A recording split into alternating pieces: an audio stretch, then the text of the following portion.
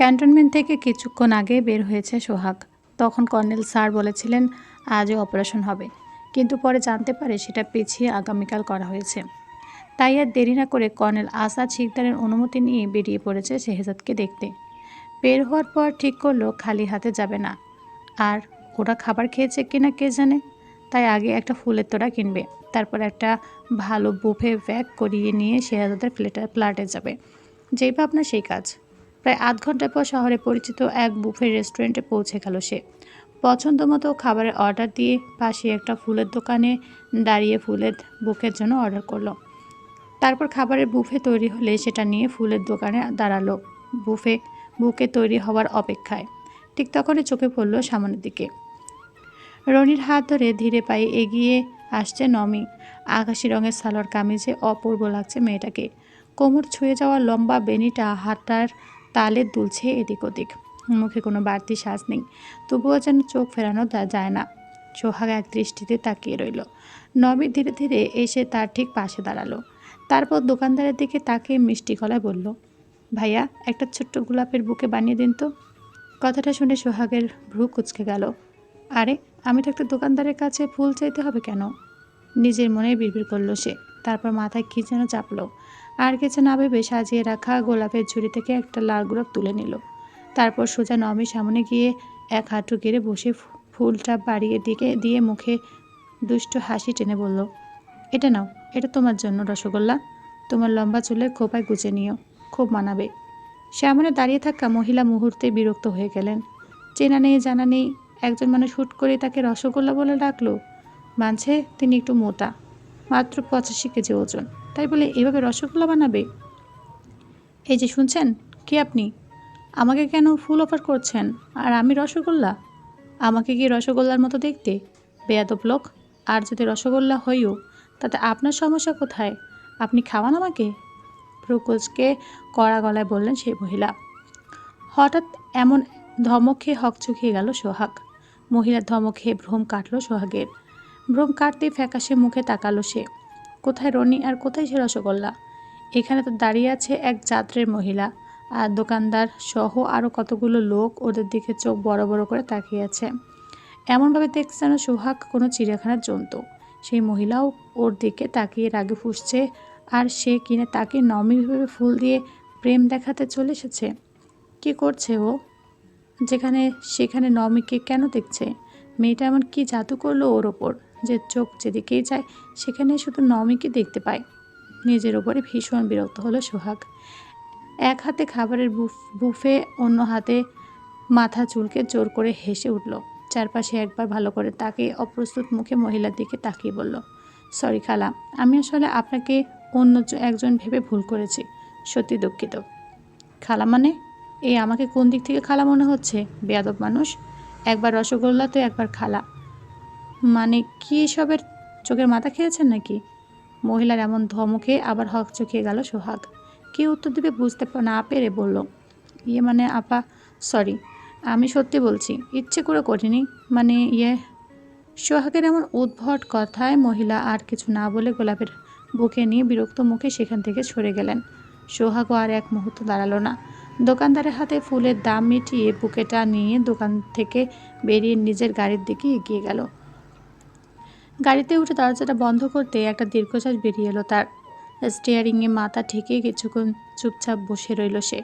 আজ কি হয়েছে ওর? কেন ওই নমিকে দেখার পর বারবার ওর কথাই মাথায় আসছে? কেন চোখের সামনে বারবার ভেসে উঠছে কিচেনে ময়দার কৌটে হাতে দাঁড়িয়ে থাকা আকাশি রঙের সালোয়ার কামিজ পরা সে মেয়েটার হাসি মুখ? মাত্র একদিনের পরিচয়, তবু মনে হচ্ছে অনেক বছরের চেনা কেউ। নিজের অজান্তেই ঠোঁটের কোণে এক চিলতে হাসি ফুটে উঠল সোহাগের। মেয়েটা সত্যিই কি কোনো জাদু করেছে? না হলে যেখানে সেখানে যাকে তাকেই কেন নবমী বলে ভুল হচ্ছে ওর? এসব ভেবে আবারও হাসলো সোহাগ। এবার চারদিকে আরও একবার তাকিয়ে গাড়ি স্টার্ট দিল। পর মুহূর্তে গাড়িটা ধীরে ধীরে সামনে এগিয়ে চলে গেল। রাত ঠিক 9টা। নিজের বেডরুমে বিছানায় চুপচাপ শুয়ে আছে শেহজাদ। ডান বাহুতে নতুন করে সাদা ব্যান্ডেজ জড়ানো। শরীরের দুর্বলতা এখনও কাটেনি। আর ঠিক ওর বিছানার পাশে মাথা নিচু করে দাঁড়িয়ে আছে আরহা। ঘণ্টাখানেক আগেই নার্স মাহিরা আর সোহাগ চলে গেছে। সোহাগ ফ্ল্যাটে আসার পর শেহজাদকে ওই অবস্থায় দেখে আর এক মুহূর্ত দেরি করেনি। সঙ্গে সঙ্গে সেমএচে কল করেছিল। পরে নার্স মাহিরা এসে আবার নতুন করে ড্রেসিং করে ব্যান্ডেজ করে দেওয়ার পর একসাথে চলে গেছে দুজনে। ওরা চলে যাওয়ার পর থেকেই বাড়িটা কেমন স্তব্ধ। আরহা কয়েকবার সাহস করে শেহজাদের সঙ্গে কথা বলতে এসেছিল, কিন্তু শেহজাদ কেমন যেন চুপচাপ। কোনো রাগারাগি নেই, কোনো ধমক নেই, আবার কোনো কথাও নেই। এই নীরবতাই যেন আরহার কাছে সবচেয়ে বড় শাস্তি হয়ে দাঁড়িয়েছে। আমি বলছি তো শেহজাদ ভাই, ভুল হয়ে গেছে আমার, আর কখনো এমন করব না। এই যে দেখুন, কান ধরে উঠবোস করছি। কথাটা বলে দু হাতে কান ধরল আরহা। উঠবোস করার পরেও শেহজাদের কোনো উত্তর দিল না। এবার বেশ মন খারাপ হয়ে গেল আরহার। দয়া করে ক্ষমা করে দিন না আমায়, আমি ভুল করেছি। আমাকে আপনাকে না বলে যাওয়াটা ভুল ছিল, আর সবার সামনে নাচাটাও আর হবে না। আমি আর কখনো এমন করব না। কোথাও যাওয়ার আগে আপনাকে বলেই যাব। আপনি নিষেধ করলে যাব না, আর আর কখনো নাচবও না। কথাটা শেষ কথাটা বলতেই মুখটা ছোট হয়ে গেল ওর। একদম বাচ্চাদের মতো মুখ ফুলিয়ে দাঁড়িয়ে রইল। আপনি চাইলে আমাকে বকা দিন, শাস্তি দিন, কিন্তু প্লিজ এভাবে কথা না বলে থাকবেন না। আপনার এই চুপ করে থাকাটা আমার একদম ভালো লাগছে না। আর ওরা তো আপনার পরিচিত, এত করে বলল তাই না করতে পারিনি। শেহজাদ এবার ধীরে ধীরে মুখ ঘুরিয়ে ওর দিকে তাকালো। আরহার চোখ দুটো লাল হয়ে আছে, মনে হচ্ছে আর একটু হলে কেঁদে ফেলবে। ওর মুখটা দেখে শেহজাদের বুকের ভেতরে সব রাগ যেন মুহূর্তে গলে গেল। একটা দীর্ঘশ্বাস ফেলে আস্তে করে বলল, কেউ যদি তোকে বলে ইঁদুরের গু খা, তুই তাই খাবি? আরহার এমন কথায় চোখ তুলে তাকালো শেহজাদের দিকে। ও ভাবতেও পারেনি শেহজাদ এমন কিছু বলবে। ওর মুখের ভাব দেখে শেহজাদ বোধহয় বুঝলো। ঠোঁট চেপে হাসি আটকিয়ে কাছে রাখলো ওকে। এদিকে আয়। আরহা ধীরে ধীরে এগিয়ে গেল।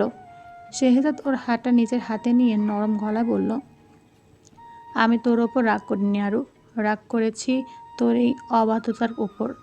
জানিস আমি বাসায় নেই, যাওয়ার আগে কতবার বারণও করেছি, কিন্তু তুই শুনিসনি। সেই আমার কথার অবাধ্য হয়ে আমাকে না বলে চলে গেছিস। একটু থামলো শেহজাদ, তারপর ওর চোখের দিকে তাকিয়ে বলল, তুই জানিস এসে তোকে না পাওয়ার পর কতটা ভয় পেয়েছি আমি, কতটা পাগলের মতো খুঁজেছি। কল করেছি কিন্তু তুই সেটাও ধরিসনি। তাহলে কার রাগ হবে না বলতো? তোকে তো আমি নিয়ে এসেছি। এখন আর যদি তোর কিছু একটা হতো, তাহলে আমি বাসায় কী জবাব দিতাম বলতো? আর হাত চোখ বেয়ে এবার টুপ করে জল গড়িয়ে পড়ল। শেহজাদ পুরো আঙ্গুল দিয়ে সেই জল মুছে দিয়ে মৃদু হেসে বলল, একদম কাঁদবি না, মারিনি তোকে। কিন্তু সত্যি ভয় পেয়েছি। এই অসুস্থ শরীর নিয়ে নিজের কথা ভাবিনি, পাগলের মতো ছুটেছি। এবার আর থেমে থাকতে পারল না আরহা, ফুপিয়ে কেঁদে উঠল। আর এমন হবে না শেহজাদ ভাই, কথা দিচ্ছি। কখনো আপনার কথার বাহিরে যাব না। আর সেদিন যে প্রেগনেন্সির কথা বলে আপনাকে হয়রান করেছি, তার জন্য সরি। যে দেখে কথা বলিনি, তার জন্য সরি। আম্মু মেরেছিল, তাই খুব রাগ হয়েছে আমার। কপাল কেটে গেছিল, কিন্তু কেউ দেখেনি। দেখুন এখনও দাগ আছে, তাই তো রেগে কথা বলিনি। বারবার মনে হয়েছে আপনি ডাক্তার না পাঠালে আম্মুর মার খেতে হতো না, তাই তো এমন করেছি। কিন্তু আজ মনে হচ্ছে সবটা আমার দোষ ছিল। প্লিজ মাফ করে দিন আমাকে, আর কখনো এমন হবে না। কথাগুলো বলে শেহজাদের হাতটা আঁকড়ে ধরে হাওমাও করে কেঁদে উঠল আরহা। শেহজাদ এক দৃষ্টিতে তাকিয়ে রইল ওর দিকে। কি ছিল মানসিক কাণ্ড! শুধু একটু কথা বলিনি তাই এমন? আরও শেহজাদের অপারেশনে গিয়ে যে অবস্থা হয়েছিল, এটা এই মেয়ে দেখলে নির্ঘাত হার্ট অ্যাটাক করত। এসব মনে হতেই মুচকি হাসল শেহজাদ। এরপর আলতো করে ওর মাথায় হাত রেখে বলল, আমি তোর ওপর বেশি সময় রাগ করে থাকতে পারি না আরু, কিন্তু একটা কথা মনে রাখবি, নেক্সট টাইম এমন কিছু করবি না যাতে আমি তোকে নিয়ে ভয় পাই। কোথাও যাওয়ার আগে অবশ্যই আমাকে জানাবি। নিজের ইচ্ছে মতো কোনো সিদ্ধান্ত নিবি না। আরহা সঙ্গে সঙ্গে মাথা নেড়ে বলল, প্রমিস। Good girl. মুহূর্তে আরহার মুখেও ছোট্ট একটা হাসি ফুটে উঠল। এতক্ষণ বুকের ভেতর জমে থাকা ভারী পাথরটা যেন এক নিমিষেই নেমে গেল। আমি তাহলে খাবারগুলো আনি শেহজাদ ভাই? সোহাগ ভাই নান রুটি আর পোড়া মুরগি এনেছে। শেহজাদ মুখে কিছু না বলে ইশারায় আনতে বলল। আরু ওর হাত ছেড়ে উঠে দাঁড়াতেই মাথাটা কেমন ঘুরে উঠল। প্রায় অনেকক্ষণ ধরে শরীরটা কেমন অস্বাভাবিক লাগছিল। প্রথমে ভেবেছিল অতিরিক্ত দৌড়চাপের জন্য এমন হয়েছে, কিন্তু সময় যত গড়াতে লাগলো মাথার ভেতরে ভারী অনুভূতিটা ততই বাড়তে লাগলো। কপাল কুঁচকে চোখ বন্ধ করে বলল, আমার কেমন যেন লাগছে শেহজাদ ভাই। কেমন জানি না, মাথাটা ভার ভার লাগছে, আর কেমন একটা অনুভূতি হচ্ছে। আমারও আরও কেমন যেন গরম লাগছে। আরহা সঙ্গে সঙ্গে এগিয়ে এলো। জ্বর এসেছে নাকি? হাত দিয়ে কপালে ছুঁয়ে দেখলো, তারপর উদ্বিগ্ন গলায় বলল, আপনার মুখটা কেমন ফ্যাকাশে লাগছে। জানি না কিছু, শার্টটা খুলে দে তো, খুব অস্বস্তি লাগছে। আরহা কোনো প্রশ্ন না করে সাবধানে ওর শার্টটা খুলে দিল। কিন্তু ঠিক সেই মুহূর্ত থেকে আরহার আচরণে অদ্ভুত পরিবর্তন আসতে শুরু করলো। কয়েক সেকেন্ড আগেও যে মেয়েটা স্বাভাবিকভাবে কথা বলছিল, সে হঠাৎ করে চুপচাপ হয়ে গেল। চোখ দুটো কেমন ঝাপসা হয়ে এসেছে, যেন নিজের ভেতরে হারিয়ে যাচ্ছে। শেহজাদ ভ্রু কুঁচকে ডাকলো, আরও কি হয়েছে তোর? শেহজাদের কথায় কোনো উত্তর দিল না সে। নিঃশব্দে ঘুরে নিজের রুমের দিকে চলে গেল। শেহজাদ অবাক হয়ে তাকিয়ে রইল। কয়েক মিনিট পর আরহা আবার ফিরে এলো, কিন্তু ওর হাঁটাচলা, চোখের দৃষ্টি, মুখের অভিব্যক্তি সব কিছু অস্বাভাবিক লাগছে, যেন নিজের ওপর আর কোনো নিয়ন্ত্রণ নেই। ঘরে ঢুকে অদ্ভুতভাবে ঘুরতে শুরু করলো সে, মুখে অসংলগ্ন হাসি, আচরণও স্বাভাবিক নয়। শেহজাদ উঠে বসতে গিয়ে থমকে গেল। আরও থাম, কি করছিস তুই?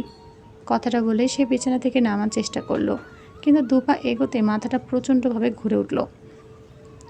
ঘরটা যেন চোখের সামনে দুলছে, দেয়ালগুলো ঝাপসা হয়ে যাচ্ছে। নিজেকে সামলে রাখতে বিছানার পাশে হাত রাখলো সে। এ এমন হচ্ছে কেন? আরহার দিকেও তাকে বুঝতে পারলো শুধু ও একা নয়, আরহার অবস্থাও একই রকম।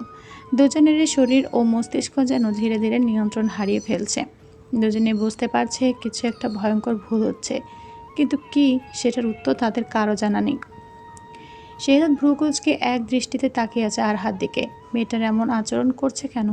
কয়েক মুহূর্ত আগেও তো একদম স্বাভাবিক ছিল। নাকি নিজের শরীরটা এত খারাপ লাগছে যে সব কিছু ভুল দেখছে? মাথার ভেতরটা এমন ঝিমঝিম করছে, চোখের সামনে সব কিছু ঝাপসা হয়ে আসছে। তবুও দৃষ্টি সরাতে পারল না সে আরহার থেকে। ধীরে ধীরে আরহা শেহজাদের সামনে এসে দাঁড়ালো, বুকের উপর থেকে ওড়নাটা আলগোছে সরিয়ে দিল। তারপর টলমল চোখে শেহজাদের দিকে তাকিয়ে অস্পষ্ট গলায় বলল, শেহজাদ ভাই।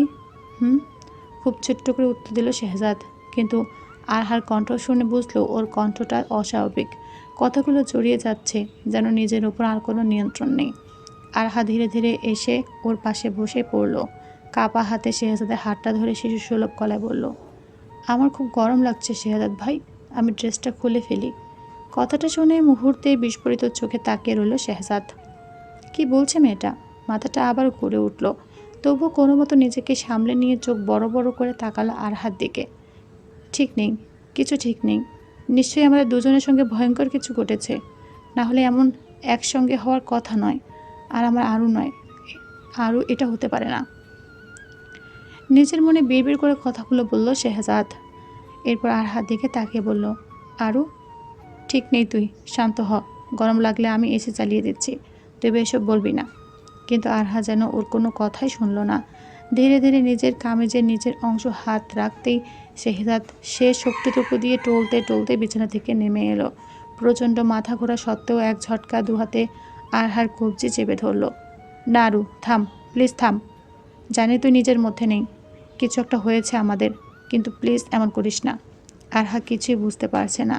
ওর চোখ দুটো আধবোঝা, নিঃশ্বাস ভারী হয়ে এসেছে, যেন নিজের ইচ্ছা শক্তিটুকুও ধীরে ধীরে হারিয়ে ফেলছে। শেহজাদ কষ্ট করে ওর দুই হাত নিজের মুঠোর ভেতর আটকে রাখলো। নিজের শরীরেও আর কথা শুনছে না, মাথা ঝিমঝিম করছে, দৃষ্টি ঝাপসা হয়ে যাচ্ছে। তবু দৃঢ় গলায় বলল, সোনারু, একটা মেয়ের সম্মান তার সবচেয়ে মূল্যবান সম্পদ।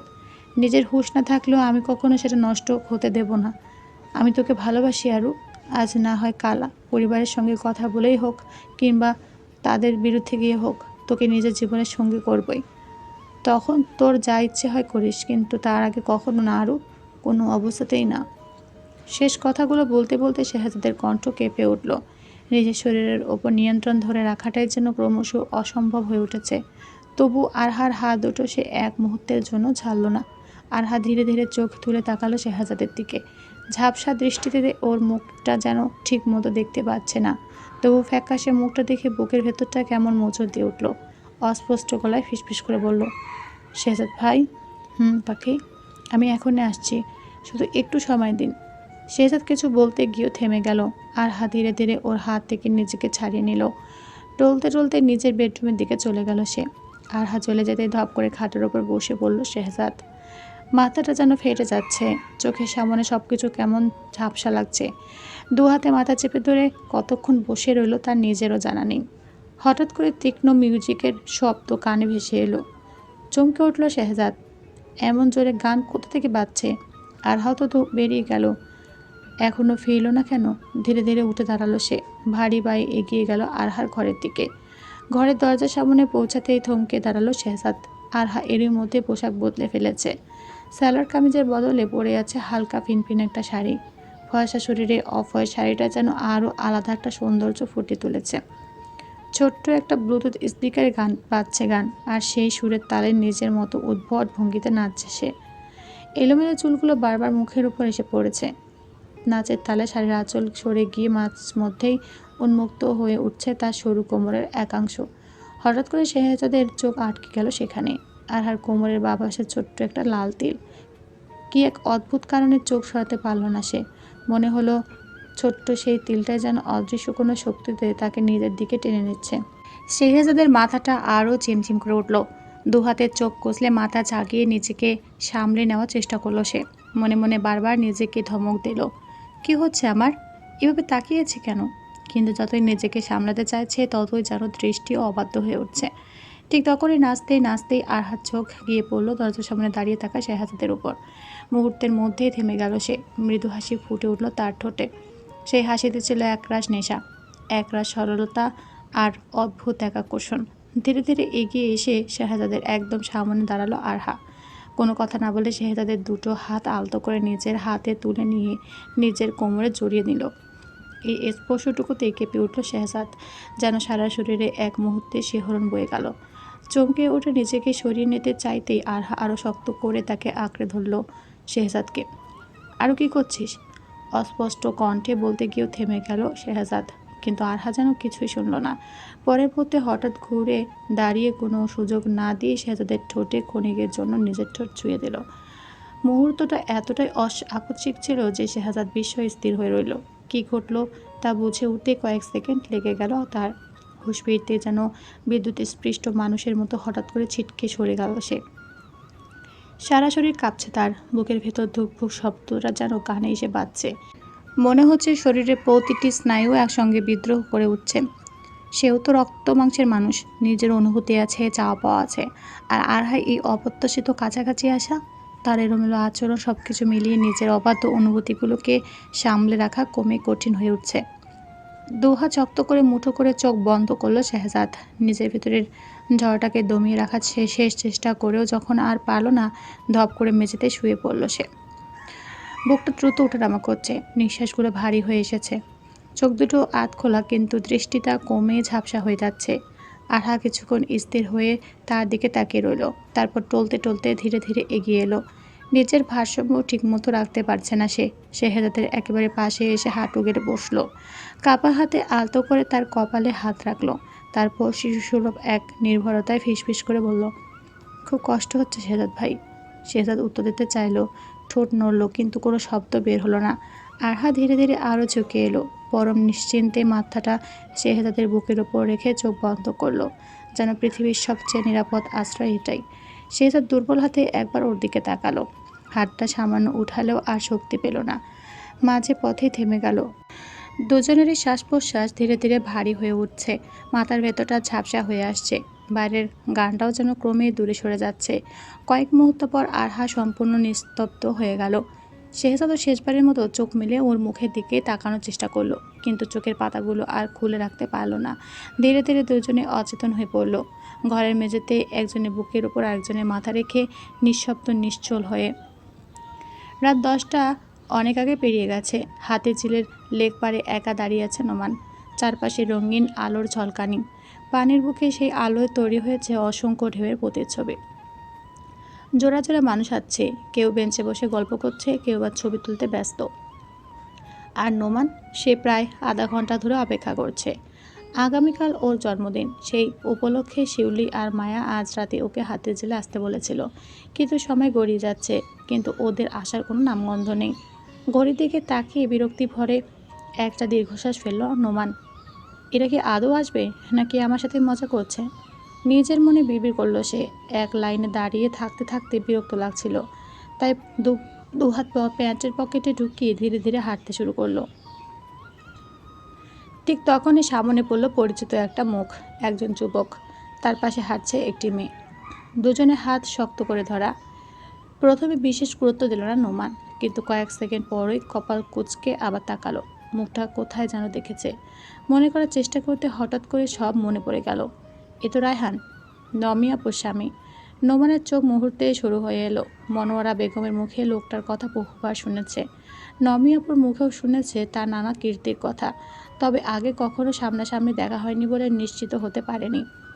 কিন্তু সেদিন হাসপাতালে তো শিউলি মায়া বলেছিল, তাই আজ আর ভুল হওয়ার কোনো সুযোগ নেই। নিজের স্ত্রী আর ছোট্ট সন্তানকে ফেলে রেখে অন্য একটা মেয়ের হাত ধরে শহরে রাতের ঘুরে বেড়াচ্ছে লোকটা। নোমানের বুকের ভেতর ধীরে ধীরে রাগ জমতে লাগলো। তার চোখের সামনে ভেসে উঠল নমের ক্লান্ত মুখটা। সারাদিন টিউশনি করে সংসার চালানোর চেষ্টা করছে মেয়েটা। ঘর ভাড়া দিতে না পারায় বাড়িওয়ালা অপমান সহ্য করতে হয়েছে। ছোট্ট নিধিকে নিয়ে কত কষ্টে দিন কাটাচ্ছে। আর তার স্বামী, সে কিনা দিব্যি অন্য একটা মেয়ের হাত ধরে ঘুরে বেড়াচ্ছে। নোমানের চোয়াল শক্ত হয়ে গেল। কুলাঙ্গার একটা। দাদা দাঁত চেপে ফিস করে বলল সে। পরের মুহূর্তে আর এক সেকেন্ডও দেরি করলো না। পা ফেলে ধীরে ধীরে রায়হানের দিকে এগিয়ে গেল নোমান। আজ এই লোকটার সঙ্গে হিসাব না চুকিয়ে সে এক পাও নড়বে না। Excuse me. পেছন থেকে ভেসে আসা গম্ভীর কণ্ঠ শুনে রায়হান থেমে গেল। পাশে থাকা মেয়েটিও পেছন ফিরে তাকালো। রায়হান ধীরে ধীরে ঘুরে দাঁড়িয়ে ভ্রু কুঁচকে বলল, আমাকে বলছেন? নোমান ঠান্ডা চোখে ওই দিকে তাকিয়ে এক পা এগিয়ে এলো। হ্যাঁ, তোকে বলছি। এখানে তুই ছাড়া আর কোনো কুলাঙ্গার তো চোখে পড়ছে না। হঠাৎ এমন অপমানজনক কথা শুনে রায়হানের মুখ শক্ত হয়ে গেল। এই, কে আপনি? আমাকে কি চেনেন? এভাবে কথা বলছেন কেন? নোমান তার ছেলের হাসি হাসলো। মুখ সামলাবো? নিজের সংসারটা সামলাতে পারিসনি, আবার আমাকে মুখ সামলাতে বলছিস বাস্টার্ড? আর তোকে চেনার কথা বলছিস? তোকে চিনি বলে তো দাঁড়িয়েছে রে কুলাঙ্গার। নিজের বউ আর ছোট্ট মেয়েকে ফেলে রেখে অন্য মেয়ের হাত ধরে রাতের বেলা ঘুরে বেড়াচ্ছিস। লজ্জা করে না? রায়হানের পাশে দাঁড়িয়ে থাকা মেয়েটি বিস্মিত চোখে রায়হানের দিকে তাকালো, কিন্তু সেদিকে রায়হানের খেয়াল নেই। সে নোমানের দিকে গলা চড়িয়ে বলল, দেখুন, না আমি আপনাকে চিনি, না কখনো দেখেছি, তাই আমার ব্যক্তিগত ব্যাপারে নাক গলাবেন না। আপনি আমাকে অপমান করছেন, কিন্তু তবু ভালোভাবে কথাগুলো বললাম। নোমানের যেন সহ্য হলো না আর। সে রেগে রায়হানের সাহায্যের করা চেপে ধরে দাঁত খিচিয়ে বলল, ব্যক্তিগত? একটা মেয়ের জীবন নষ্ট করাটাও বুঝছি ব্যক্তিগত ব্যাপার? তোর ব্যক্তিগত বিষয় আজ আমি ছুটিয়ে দেব জানোয়ার। আবুর জীবনটা নষ্ট করে এখন এসে ব্যক্তিগত জীবন মারাস? কথাটা বলে সজোরে একটা ঘুষি মারল রায়হানের নাকে। এরপর এক মুহূর্ত দেরি না করে সোজা তলপেটে সজোরে এক লাথি মারল নোমান। হঠাৎ এমন আক্রমণে নিজেকে সামলাতে পারল না রায়হান। নিচে পড়ে গিয়ে ব্যথায় কোকিয়ে উঠল। এতক্ষণ লোকজন সবাই দাঁড়িয়ে দাঁড়িয়ে দেখলেও হঠাৎ এমন মারামারিতে কয়েকজন যুবক দ্রুত ছুটে এসে দুজনকে আলাদা করার চেষ্টা করলো, কিন্তু নোমান ছাড়াতে রাজি নয়। সে লোকগুলো ধরা অবস্থায় কয়েকটা লাথি মারল রায়হানকে। ঠিক সেই সময় হাঁপাতে সেখানে এসে পৌঁছালো শিউলি আর মায়া। দূর থেকে দৃশ্যটা দেখে দুজনে হতভম্ব। নোমান! চিৎকার করে দৌড়ে এলো শিউলি। তাড়াতাড়ি এসে নোমানের হাত চেপে ধরল। তুই কি করছিস? শান্ত হ। কেন লেগেছিস ওর সাথে? রায়হান পড়ে গিয়ে হতভম্ব দৃষ্টিতে তাকিয়ে আছে নোমানের দিকে। ও বুঝতেও পারেনি ওর থেকে বয়সে ছোট একজনের হাতে এমন মার খেতে হবে। এদিকে নোমানও রাগে হাঁপাচ্ছে, বুক ওঠানামা করছে দ্রুত। চোখ দুটো এখনো রায়হানের দিকে স্থির। এতক্ষণ চুপ থাকলো, এবার আর চুপ থাকলো না রায়হান। সে উঠে নোমানের দিকে এগিয়ে যেতে নিলেই লোকজন তাকে শক্ত করে ধরে ফেলল। চারপাশে তখন ছোট্ট একটা ভিড় জমে গেছে। কেউ ঘটনা জানার চেষ্টা করছে, কেউ আবার মোবাইল বের করে ভিডিও করতে শুরু করেছে। পরিস্থিতি ক্রমশ অস্বস্তিকর হয়ে উঠতেই উপস্থিত কয়েকজন আবারও দুজনকে বিপরীত দিকে সরিয়ে নিয়ে যেতে লাগলো, যেন আর কোনোভাবে নতুন করে সংঘর্ষ না বাঁধে। রায়হানকে লোকজন ছেড়ে দিতেই পাশে দাঁড়িয়ে থাকা মেয়েটি ধীরে ধীরে এক পা পিছিয়ে গেল। মুখ ভরা বিস্ময়ে আর অবিশ্বাস নিয়ে সে এতক্ষণ রায়হানের দিকে তাকিয়েছিল, কিন্তু ভাবেওনি সকলের সামনে রায়হান পড়ে মার খাবে। মেয়েটা কয়েক সেকেন্ড চুপ করে রইল, তারপর কিছু না বলে ঘুরে হাঁটতে শুরু করলো সে। রায়হান তাড়াতাড়ি পেছন থেকে ডাকলো, প্রীতি শোনো, কোথায় যাচ্ছ? মেয়েটি থামলো না, ওর কথার উত্তরও দিল না। নিমিষে নোমানের কথা ভুলে রায়হান দ্রুত ওর পিছু নিল। কিছুক্ষণের মধ্যে দুজন ভিড়ের মধ্যে মিলিয়ে গেল। এদিকে নোমান স্থির চোখে পুরো ঘটনাটা দেখছিল। হঠাৎ যেন মাথায় একটা চিন্তা খেলে গেল। চোখে মুখে দৃঢ়তা ফুটে উঠতে সে দ্রুত মোবাইলটা বের করলো। তার আবার কি ভেবে সেটা পকেটে ঢুকিয়ে দিল। শিউলি অবাক হয়ে জিজ্ঞেস করলো, কি হলো তোর? ফোন দিয়ে কি করবি এখন? চল কেক কাটবো। আর মাত্র কিছুক্ষণ পরেই তো তোর জন্মদিন। না, তোরা দুজন বাসায় চলে যা। দুজনে একসঙ্গে অবাক হয়ে উঠল। কি কি বলছিস এসব? আজ তো তোর জন্মদিন। নোমান মৃদু হেসে দীর্ঘশ্বাস ফেলল। জন্মদিন আবার আসবে, সামনে আরও অনেক জন্মদিন পাবো, কিন্তু এই মুহূর্তে আমার জরুরি একটা কাজ আছে। জানি রিস্ক নিতে হবে, কিন্তু তবু নেবই। আমার যাহার হোক, আজ একটা ফয়সালা টানতেই হবে। তোরা চলে যা, আমি আমার কাজ শেষ করে ফিরব। কথাটা বলে আর এক মুহূর্ত দাঁড়ালো না নোমান। দ্রুত পা ফেলে পার্কিং এরিয়ার দিকে এগিয়ে গেল সে। নিজের পার্ক করা গাড়িতে উঠে ইঞ্জিন স্টার্ট করলো। পর মুহূর্তেই গাড়িটা পার্কিং এলাকা ছেড়ে রাতের ব্যস্ত রাস্তায় ছুটে গেল। শিউলি আর মায়া শুধু অসহায় চোখে তাকিয়ে রইল। দুজনের মনে একটাই প্রশ্ন ঘুরপাক খেতে লাগলো। নোমান কোথায় যাচ্ছে, আর কি এমন করতে চলেছে সে? সকাল ঠিক 7টা। বরফ শীতল পানির ঝাপটা মুখে এসে পড়তে ধরফরিয়ে চোখ খুলে ফেলল শেহজাদ। প্রচণ্ড মাথা ব্যথায় কপালটা যেন ফেটে যাচ্ছে। পুরো শরীর অবশ, হাত পায়ে অসহ্য ব্যথা। উঠে বসতে গিয়ে টের পেল সে নড়তেই পারছে না। প্রকোচকে নিচের দিকে তাকাতেই বুকের ভেতরটা ধক করে উঠল। মোটা নাইলনের দড়ি নিয়ে তাকে একটি কাঠের চেয়ারের সঙ্গে শক্ত করে বেঁধে রাখা হয়েছে। দু হাত পেছনে টানা, পা দুটো চেয়ারের পায়ের সঙ্গে বাঁধা। এটা কি? অস্পষ্ট স্বরে বিড়বিড় করল শেহজাদ। মাথা তুলে চারদিকে তাকাতেই তার নিঃশ্বাস যেন আটকে গেল। একটু দূরে আরেকটি চেয়ারে একইভাবে বাঁধা বসে আছে আরহা। এলোমেলো চুল, ফ্যাকাশে মুখ, আতখোলা চোখে আতঙ্ক স্পষ্ট। ওরও মাত্রই জ্ঞান ফিরেছে বলে মনে হচ্ছে। আর তাদের চারপাশে অসংখ্য মানুষ। পুরো ফ্ল্যাটে যেন মানুষে ঠাসা। কেউ মোবাইল উঁচিয়ে ভিডিও করছে, কেউ ছবি তুলছে, কেউ আবার ঘৃণা ভরা চোখে তাকিয়ে আছে। হঠাৎ সামনের সারি থেকে একজন এগিয়ে এসে শেহজাদের মুখের দিকে থুতু ছুঁড়ে মারল। এরপর ঘৃণা ভরা দৃষ্টিতে ওর দিকে তাকিয়ে বলল, ছি ছি, লজ্জা বলে কিছু নেই। এদের ভিডিও ভাইরাল করে দিন। শুনেছি মেয়েটা নাকি ওর বোন হয়, তাহলে বোনের সাথে এসব কীভাবে করলো? ছি ছি। মুহূর্তের মধ্যে চারপাশটা ঘৃণা, অবমান আর তিরস্কারে ভরে উঠল। শেহজাদ কিংকর্তব্যবিমূঢ় হয়ে একবার নিজের দিকে তাকালো, একবার আরহার দিকে তাকালো। মাথার ভেতরটা যেন পুরো ফাঁকা লাগছে। কি হয়েছে? এখানে এভাবে আমাদের বেঁধে রেখেছেন কেন? আর আমার ফ্ল্যাটে ঢুকেছেন কিভাবে? কথাগুলো চিৎকার করে বলল শেহজাদ, কিন্তু ভিতরে ভিতরে কেমন ঘাবড়ে গেল। এভাবে আমরা বাধা কেন? গতরাতে ঠিক কী ঘটেছিল? কিছুই মনে করতে পারছে না সে। শুধু মনে আছে প্রচণ্ড মাথা ঘুরছিল। আর তারপর কি হয়েছিল কিছু মনে করতে পারল না শেহজাদ। দেখেছেন আপনারা? আমি বলেছিলাম না এদের লজ্জা নেই। দিনভর ভদ্রলোক সেজে বেড়ায় আর রাতভর এসব করে। হাতে নাতে ধরা না পড়লে তো কেউ বিশ্বাসই করতো না। কথাটা বলে হেসে উঠল এক যুবক। আরহা আর শেহজাদ দুজনেই ওই যুবকের দিকে তাকিয়ে ভূত দেখার মতো চমকে গেল। এ তো সেই ছেলে যে কিনা সেই বিয়ের অনুষ্ঠানে তাদের পানি খেয়েছিল। তুমি এখানে? ছেলেটা ঠোঁটের করে রহস্যময় এক হাসি ফুটে উঠল। মনে মনে ফিরে গেল গতকালের বিয়ের অনুষ্ঠানে।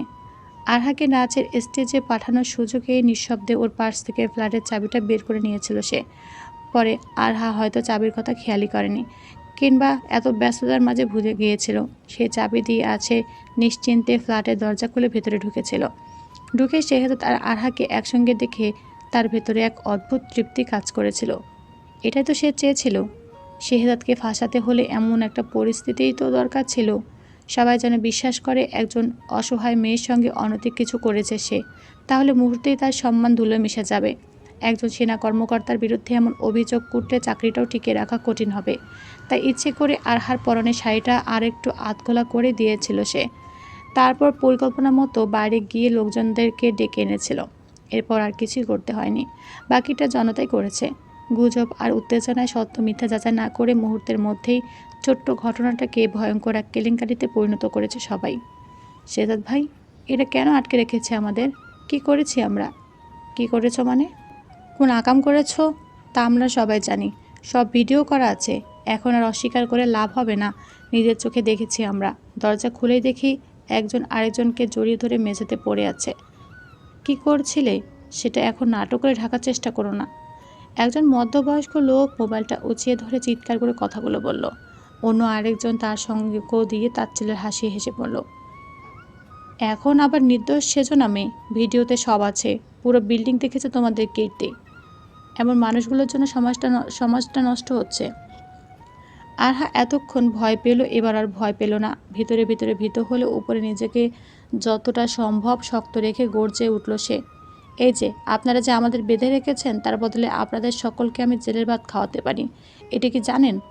হঠাৎ করে সকলেই হতভম্ব হয়ে গেল। শেহজাদও থমকে গেছে। ও বুঝতে পারছে আরহা পরিস্থিতি সামলানোর চেষ্টা করছে, কিন্তু এইটুকু একটা মেয়ে ওকে সামলাবে? যেখানে এত এত লোক, সেখানে ও একা একা কী করবে?